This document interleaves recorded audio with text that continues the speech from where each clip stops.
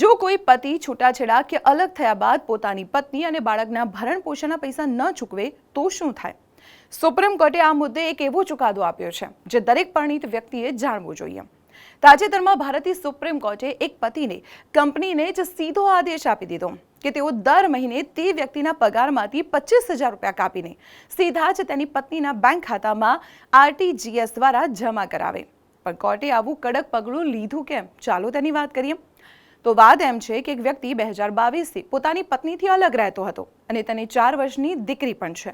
છેલ્લા 4 વર્ષમાં તેણે પોતાની દીકરીને એક પણ રૂપિયો નથી આપ્યો અને મળવા માટે પણ નથી ગયો.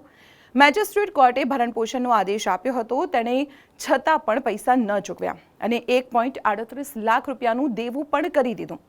જ્યારે સુપ્રીમ કોર્ટમાં વાત આવી ત્યારે પતિએ કહ્યું કે તેનો પગાર તો માત્ર 50,000 છે અને તેની આર્થિક સ્થિતિ ખૂબ જ ખરાબ છે. ત્યારે કોર્ટે સખ્તાઈથી કહ્યું કે તમારી પત્ની સિંગલ મધર છે, તેના પિતા પણ હયાત નથી અને તે એકલી બાળકીને ઉછેરી રહી છે. તેથી બહાના નહીં ચાલે. અડધો પગાર સીધો પત્નીને જશે. બાળકો અને પતિના અધિકારોની રક્ષા માટે સુપ્રીમ કોર્ટનો આ નિર્ણય તમને કેવો લાગ્યો? શું કાયદાને આંખ આડા કાન કરતા લોકો માટે આ સજા યોગ્ય છે? કમેન્ટમાં જણાવો અને આ વિડીયો દરેક જરૂરિયાતમંદ વ્યક્તિને શેર કરો.